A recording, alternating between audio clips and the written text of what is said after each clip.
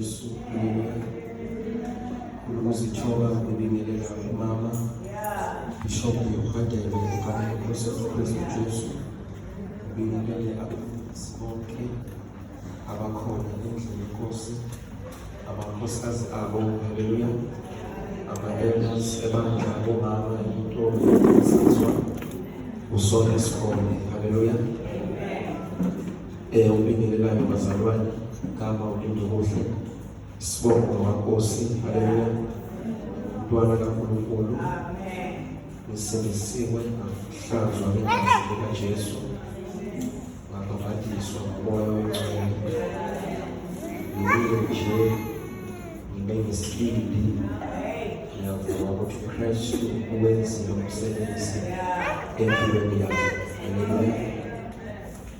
haleluya sizofunda izwi leNkosi lapha encwadini yabaseRoma chapter 12 sofunda verse 1 to 2 bese faka isithupha lapha eGalatia 4:19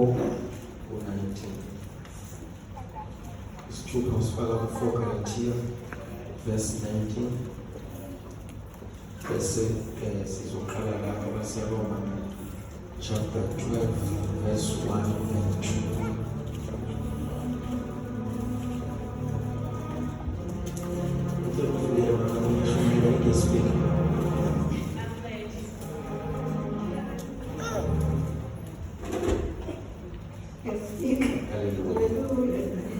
Okay, Roma chapter 12. Sikafunda verse 1. Kunesihloko esithi ukuhamba okungcwele. Ngakho ngiyanincenga bazalwane ngokubele kukaNkulunkulu ukuba ninikele imizimba yenu ibe umnikelo ophilileyo ongcwele othandeka kuNkulunkulu kube ukukhonza kwenu kokuqonda. Ningalingisi lelizwe kodwa niguqule isimo ngokwenziwa ibentsha ingqondo yenu ukuze nibe nokuhlolisisa okuyintando kaNkulunkulu okuhle nokuthandekayo nokupheleleyo. Jesus, baseRoma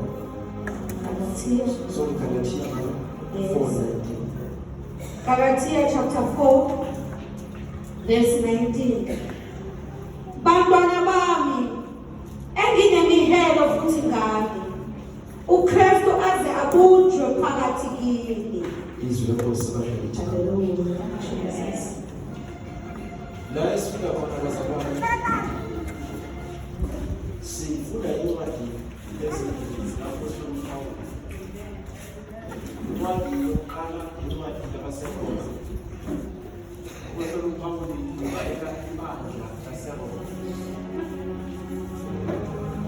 Incwadi yesibili uPhostoli Pawulo ubhaleka ibandla eliseGalatia. UPhostoli Pawulo abazalwane ivangeli ulishumayelile abazalwane laba bezalwane bakholwa sebehlangene neNkosi uJesu Kristu. uPawulo mangabe abhala la uthi uPawulo kulabo baseGalatia uthi bazalwane ngiyanincenga ukuba uKristu aze abunjwe kini.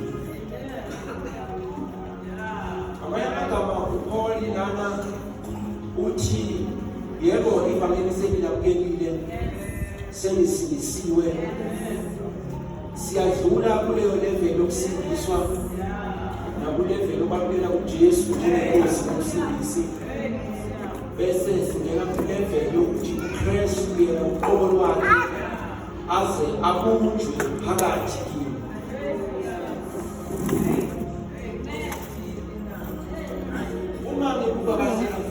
Indaba yabazalwane igama elithi abaKristu okanye Christians akulona igama uPaul okanye abazalwane baleso sikhathi abazinikeza bona behamba beyiza abaKristu Kodwa naba abazalwane bebuka nabantu abahamba bememezela uJesu bengadini ngokumemezela, kepha lo Jesu abamemezelayo abonakala phakathi kwabo. Ngisho ukukhuluma kwabo bebakhulumisa ukaKristu. Base bathi abantu, mina you are Christ-like. Nifana noKristu. Amanye amagama kusho ukuthi uKristu sekakunjiwe phakathi kwenu. Sokuthi asakwazi ukuhlukanisa phakathi kwenu noKristu. So Paul ubhalela amabandla uyabancenga ukuthi lento ebeyenza ngabazalwane bebandla lokuqala ukuthi ngiyancenga kwangathi lento leyo ingenzeka kini. Uma ngishada 2021 abaningi baye bathi unyaka wokuqala it's a honeymoon phase. But owami umshado it was a different story. Unyaka wokuqala unyaka owangenza ngathisha ngathi lento engenzile ukuthi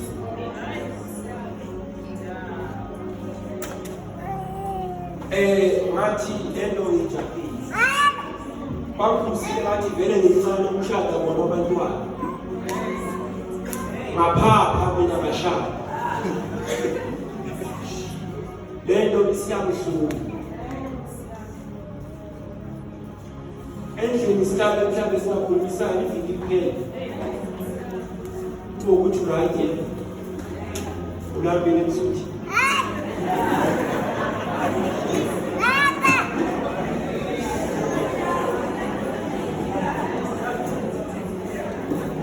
ukhuluma ngoba umshado wezabanye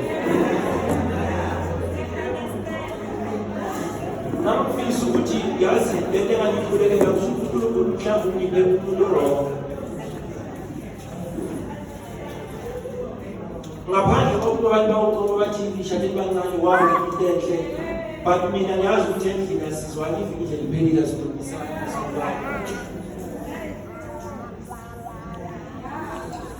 Nyaka oqala unyaka bacishe ngajike 4 chilo sana ngithi ngiyabonga akusibe abantwana Kosas na 2023 startwa ngiyayikho abesivele sayijolela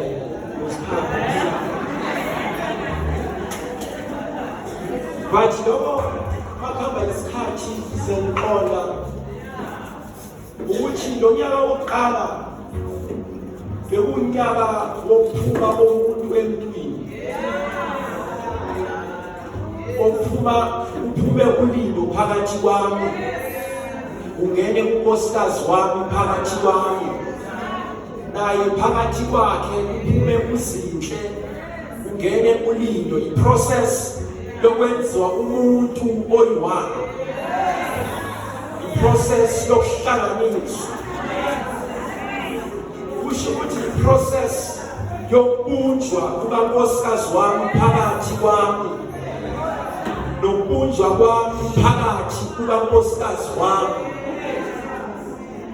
Understand later after years and years esixoxa nijazi kahle kahle unyaka wokuqala vele bekumele sihlukane ngoba besobulala sigwazane senzane kokurongo, but understand ukuthi leyo process iprocess ebekumele sidlule kuyo, iprocess ebekumele si-experience ukuze phakathi kwami kuzophuma ukuzazi mina, kuzophuma ukuyicabangela mina kuqala, kuzophuma ukuthi mangenza into ngenze into mina ngingadlulanga kunkosikazi wami ngikhulume naye kuqala. Iprocess yokhandiwa komuntu oyiwani, but the two shall become one.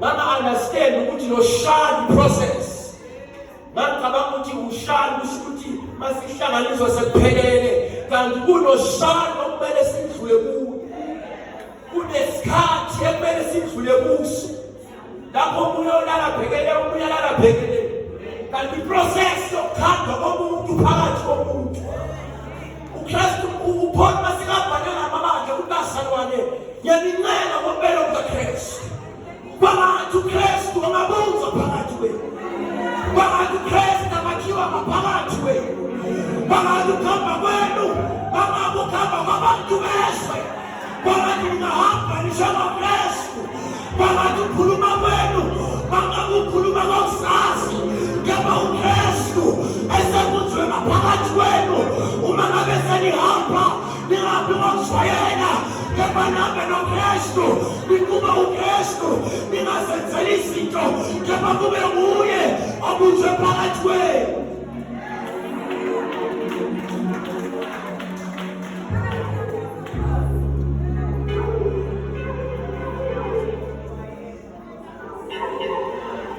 Uthi singathandazi uthi ngakanoma isimo sengqondo zenu siguqule yenziwe ingqondo yenu ibe yintsha. Mina ngamazi ukuthi ekhaya besidla 8 ngo-6 after 6 endlini, so lento ngafuna ukuyifaka kumntana abantu ukuthi la ngo-6 kumele sibe sendlini. Thola ukuthi isikhathi siyasishaya ukusebenza mhlawumbe siyasebenza kushaye lo after 6 to 7 sesibheki asikahle ukudla. Then after that time ngizolwa nje ukushaya isikhathi zona ekhaya sihlangana isikhathi ngifuna mina ukuqhubeka nengqondo endala kanti la sekwakhiwa into enhle umshado walinto kuhle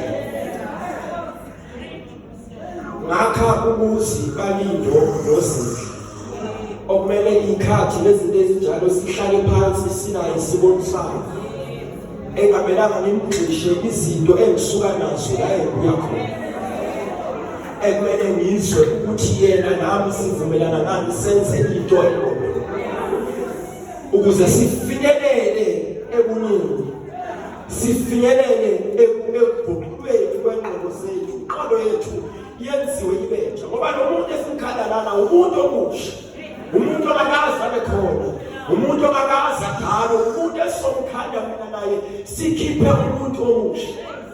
Uthi uPaul belibandla laseRoma uthi isimo sengqondo zenu siguqule ingqondo yenu yenziwe ibentsha usikuthi okudala kudlule bese kuvela okusha.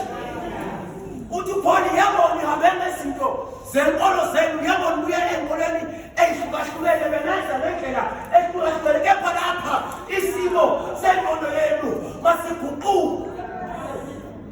Lapha angisahambi ngokwenu ukuqonda angisahambi ngokwenu ukwazi kepha senihamba njengoKristu senihambisa okaKristu athi bese ninikela imizimba yenu kube imihlatshelo ephilileyo. uKristu akabunjwe phakathi kwethu siyibandla uKristu akabunjwe phakathi kwethu phakathi kwaloyo naloyo uKristu akabunjwe phakathi kwethu ukuze sifinyelele ebunyini nasekwazini nasekuqondeni injongo uNkulunkulu uKristu anayo ngempilo yethu. Kunezinto esizoyiphikisa ezisezweni sithi azikho hayi ngoba singekho ngoba uKristu akakabunjwa phakathi kwethu ngoba isimo sengqondo zethu asikaguquki. Ibandla likaKristu umzimba kaKristu awona umuzi kepha ibandla elinomnikazi elinemigomo nemibandela elinemiyalo elinezinto ekumele ibandla lihambe lihambe libambile lingalahlekelwa yiso. Yingakho sibanjwe umbono sigwavelwa umbono ukuthi therefore go and make disciples of all nations, baptize them in the name of the Father, of the Son, and of the Holy Spirit. Sibanjwe lokho njengesikhathi ukuthi siqhube umbono athi kodwa Proverbs 29 verse 18 athi lapho kunokhona umbono abantu people perish abantu bayadlulile lona lo ufuna ukuveza ama-skills akhe, lona lo ufuna ukuveza ubukhulu bakhe, akekho ofuna ukuthobela intando kaNkulunkulu, lona lo uza nama-skills asemsebenzini wakhe, lona lo uza nemithetho yasemzini wakhe, ngoba uKristu akakabuzwa phakathi kwakhe.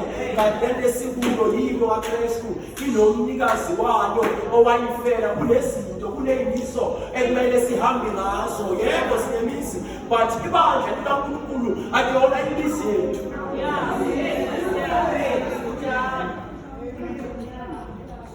Indlela ekumele abazalwane bafuna ukunengwa. Wathi umfundi uSkhumbi athi akekho umuntu ofuna ukunengwa njengomzali wakhe.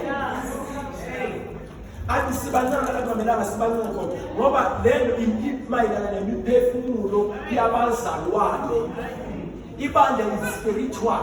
Kune-level siyadlula kune-level esikuyo. There's a level ibandla elizwa kuyo. Because I've got 2 daughters. Ingane zami zilethwe yimiclebet, but akubone bami nabanomoya wabo. Bakumele ekugcineni bayithathelishe inqubo bamukela uJesu njengomsindisi, bahambe kahle ngoba yimiso zikaNkulunkulu, babe baqonde, babe right with God. Because ngiyabakhulisa ngokomthetho, angibakhulisi ngengqondo, ngibakhulisa ngezwi. Bakhulisa ngakho sembhalweni kaNkulunkulu ukuze ekugcineni bangaphendukeli uNkulunkulu ubanikeze konke ebevele ubanikeze. Because I understand ukuthi labantwana bayimiphefumulo evela kuNkulunkulu. Awengibangule ngokudlula kwenyama. Yebo ngizobashaya bakumele ngibashaye, and izwi liyangiphenutha. Umntwana khula ususwa ngoswazi emntwaneni. Nihamba ngezwi, nihamba ngezimiso ezisezwini. Ngamanye amagama ngenza yini? Ngenzela ukuthi uKristu nawe phakathi kwabo aze abunjwe. Kuphele ukuzazi. Kuphele uma sesifinyelele kule level, kuphele ama-pride, kuphele ukuzazi, kuphele ukuhlakanipha. Because uma ngabe in the presence of God, sesikhona konke sinako, sikhona uNkulunkulu asibusise ngakho, bese sibheka kumqalisi nomphelelisi. Ngoba uma ngabe besikhetha uNkulunkulu izinto esinazo, kusho ukuthi kunabantu ebele ngakho uNkulunkulu abamkhona. So ngoba uKristu kumele basebenze phakathi kwethu njengamakholwa, abunjwe, ahlanganiswe. Yebo ukuhlanganiswa kwaKristu phakathi kwethu akukho mnandi. Akusi-process emnandi, akusi-process elula, but i-process ethi ukuthi umuntu abekezele. Sipheleliswe, sifinyelele ebuKristwini. Kunezinto engamelanga zikhulunywe ezingama-basics e-Christianity. Uma uKristu esebunjwe wafika, kunama-discussion esingasawahlaleli, kunezinto esingasayikhulumi, kunezinto esingasadibate ngazo, because nawo ama-basic okukholwa izinto lezo kumele ngabe siqale ngazo njengokukholwa. Uma simukela uJesu njengomsindisi, manje kule level esesikuyo, sesiku-level yokuthi ngabe uKristu engqondweni zethu manje usebunjiwe, usehleli uKristu. Sesivele senze izinto ngokukholwa nguye umoya ongcwele. Uthi uJesu angakhuluma noPeter kuJohn, uthi usemncane wawugqoka la ufunda khona, but manje ake usambikiswa la ufunda khona. Singona kagama uKristu uzobunjwa, bafika umoya ongcwele uzongena phakathi kwabo kube uJesu Kristu, bese uya la ungafuni khona, uzomeliswa la ungathandi khona, wenziswa into ongayifuni ngoba uKristu sebunjwe phakathi kwethu.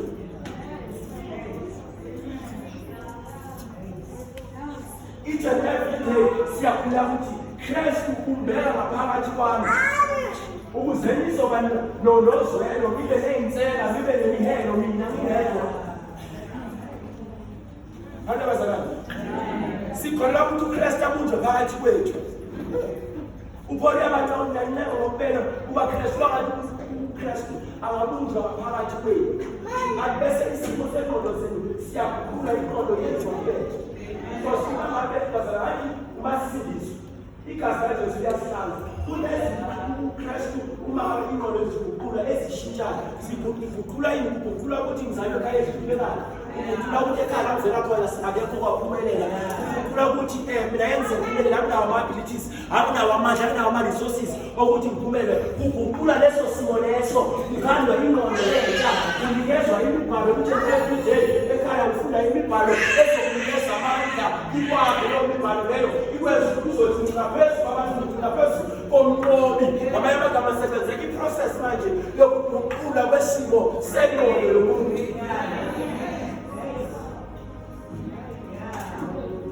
Ukuze singasahambi ngokwethu kwazi, singasahambi ngokwethu ukubona, sidepende kuye, depending on the Holy Spirit, depending on the power of God.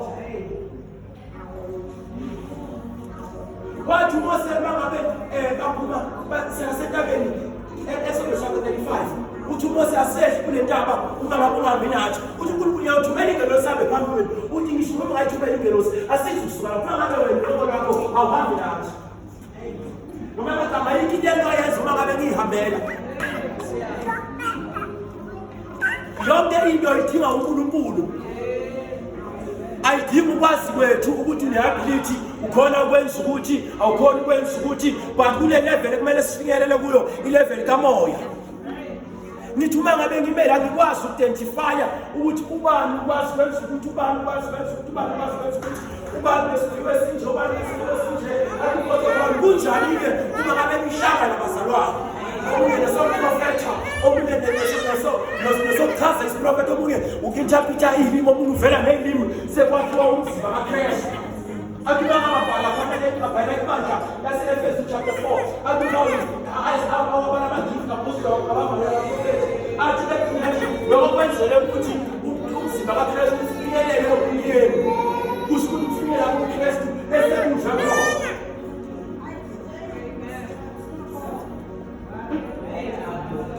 Ngoba lamagifu awu-5 but wonke lamagifu awu-5 ayenza umsebenzi owodwa ukufundisa uKristu ukuze uKristu abuzwe phakathi kwethu. Bantu abazalwane kwenzela ukuthi sonke sifinyelele noma thina ibandla likaKristu lifinyelele kunyeni.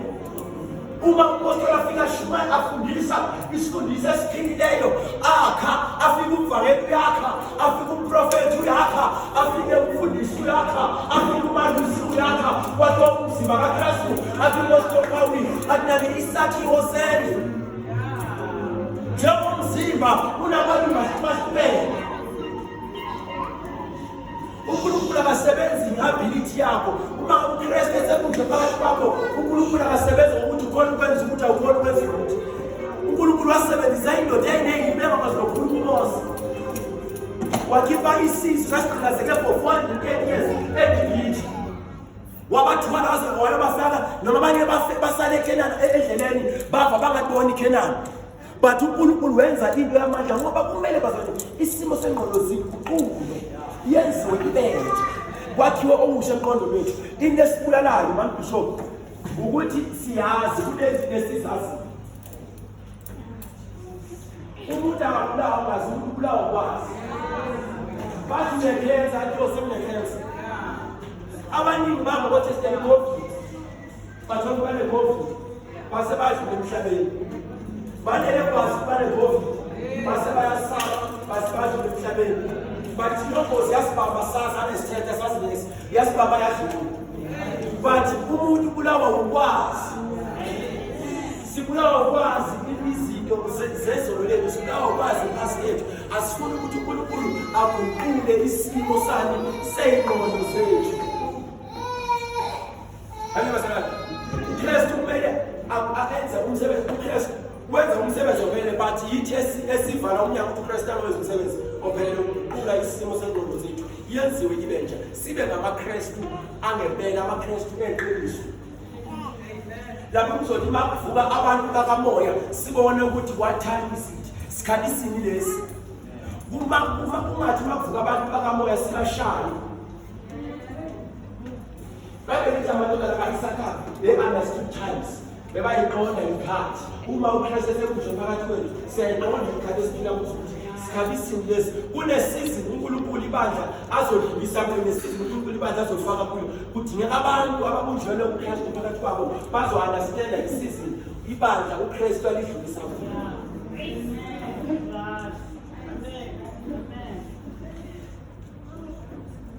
Mina ngithi anyone can prophesy. Wonke umuntu angaprofetha. But not everyone is a prophet.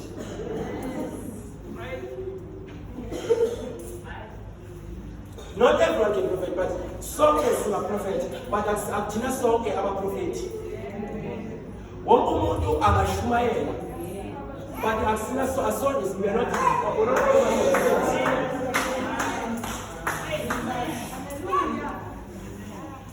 Ushumayela akusuka zakani. Anyone can teach, but not all of us are teachers. I'm teaching, I'm not preaching, but I'm not a teacher.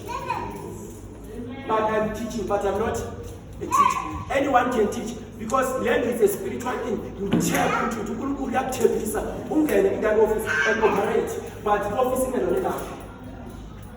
Sidinga uKristu bangene phakathi kwethu aphunde bese asivula amehlo sikwazi ukubona izipho zethu zikamoya. Kunabantu umuntu abasenzisayo nenokuthi spotlight asikabakhanyeni bakhona abandleni nenokuthi imali akasebenza ngiyashila yebo bakulo umuntu manje yezimali ashuma kabahambe kuZambia uNkulunkulu adinga umsebenzi uNkulunkulu adinga umsebenzi ukhona umuntu abanye abasebenzayo bangasahleli phansi bakhona nje lakuthana bakhona lapho bakhona asibazi ukuthi bathu nekuthi imike ayikafinyeleli kubo wonke umuntu une-potential nethi bakazovela ukuthi isimo sengqondo yakhe siguquke azovumela uKristu ukuthi abunjwe ngaphakathi kwakhe. Manje bazalwane ukuze ekugcineni mase sifike ku-understandeni ukuthi uNkulunkulu ubani nobani umbizeleni singezi ukuhlashana singezi ukushana sizo-understand ngoba lapho khona the fullness of the spirit there's an understanding. Angeke umoya ehle bese akuzwana bese kuba khona i-confusion. God is not a God of confusion. uNkulunkulu ongayilethi confusion. Uzofuna bazalwane ukuthi wakati uKristu anakuza wakati kutimisa wakati uKristu anakuza pasi injili yamuntu uKristu ngokufunda yini ngokubabela kuwenza ngokuzila umuntu ngokuhlanganyela nabazalwane wathi umzalwane yena akayiboni izinto zokuhlanganyela nabantu sasinojoza nabantu exactly what you need to do. Shall I why was it? But you see so much after I used to yes, you shall have a up. Coachella Mavis job, you are sent to him. Yes, you want this for the sort of music unless planned in the school. Then I am 16 years old as I did. So, I don't shall have Mushkana is such a Mushkana involved bese zenza umlilo bathi bemunye behlangene ngosile Pentecost wazwakala kuvela inhloko ngesizo babonakala kwehla impilo kwabantu zomlilo lo nalo waqala wakhuluma ngezilimi ezahlukanele wathi behlangene ukuhlangana kuhlangana kwenyama sihlangene bazalwane manje bathakozulisa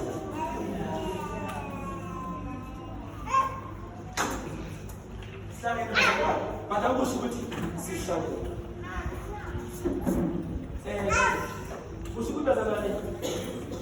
you.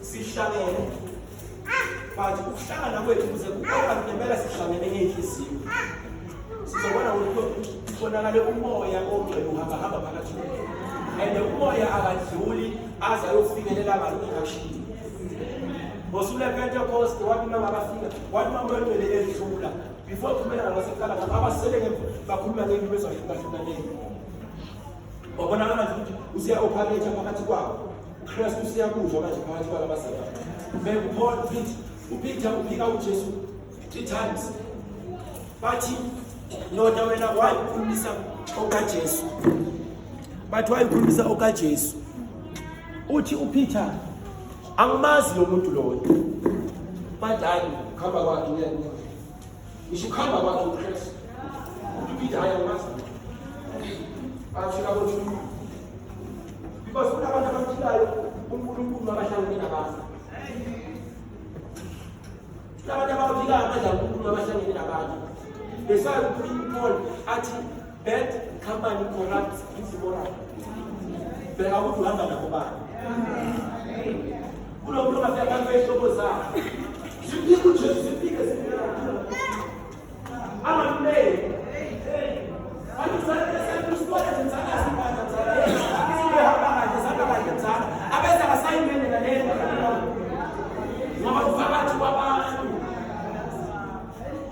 uPeter wabanjalo bathi nje bathi hey madoda nomntaka bethe wathula wathi uPeter azange ahambe phezu kwamanzi bathi hayi ngoba sothethe kanje sinde ukuthi icala lakhe kusasa kuyaphuma solindela nje ukuthi kusasa sifuna ubethele wathula uPeter wathi wathi ngosuku lePentecost sakadwalisa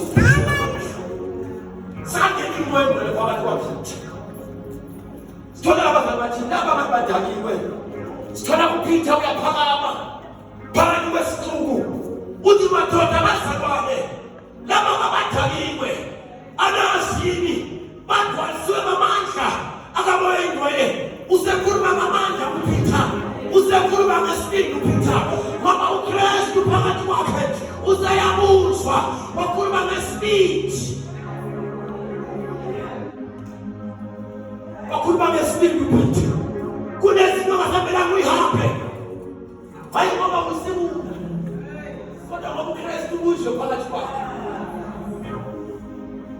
kunezinto ebesizenza singakakhona hayi kunesakhona ukusenza kodwa ngoba uKristu phakathi kwethu usebusuku kunendawo nezinto ebesihamba singakakhona kodwa ngoba uKristu manje usebusuku phakathi kwethu usikhulisa ingwema yebo siyazazi besimnandi yebo siyazazi besisithokozisa yebo siyazazi besijabula phakathi kwaso kepha kusho ukuthi manje uKristu usebusuku phakathi kwethu akusakwazi ukuhamba njena izolo akusakwazi ukwenza njena izolo ngoba le ndoda yasemasini isibusiwe phakathi kwami yebo bekhuluma kanjani izolo kodwa hayi namhlanje ngoba le ndoda isibusiwe phakathi kwami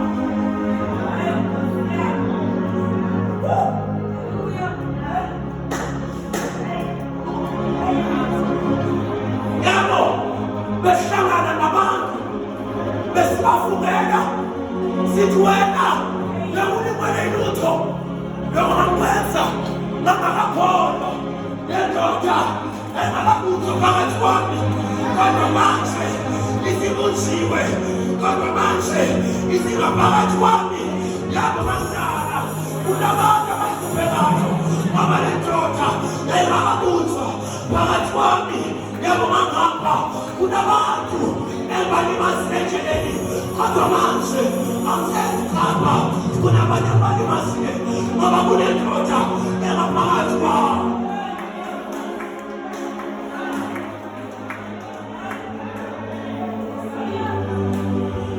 until Christ is formed in you. Tadasa, until Christ is formed in you. Fudaism, until Christ is formed in you.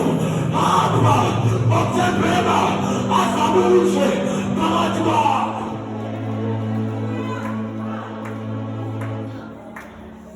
Abba, Otebeba, Asabuche, Paratwa.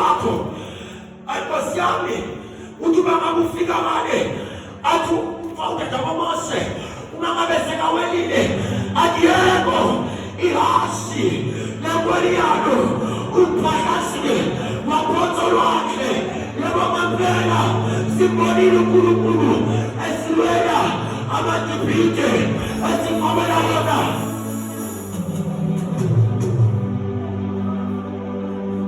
Antichrist is formed in you. Antichrist is formed in you. Uyazazi your with God. Uyazi ukuthi ubethu uNkulunkulu nokumthandaza wakho. Antichrist is formed in you. Ukuzenza phela thina uphakama wena. Ukuzenza umuntu thina uphakama wena.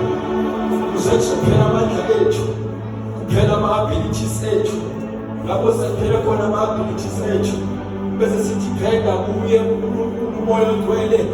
Lapho sesingasela amandla okuphumela. Sidipende kuyena yedwa njengamadoda amathathu. Aye phambi kwesithando somlilo. Athi yebo Nkosi, isithando somlilo sibasule.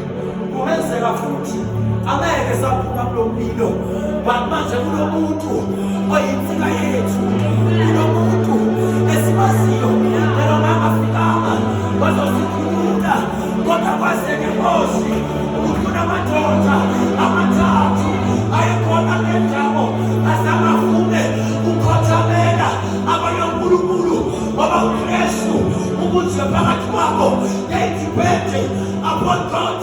Noma bathi uNkulunkulu bengabavelanga bantu bakwaseke, noma basikhululanga ukuthi kunamadoda.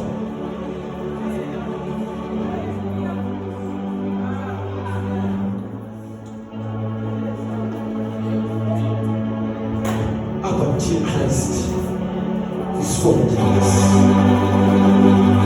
Our dear Christ is formed us. Ngeke sifinyelele ebumini. Ngeke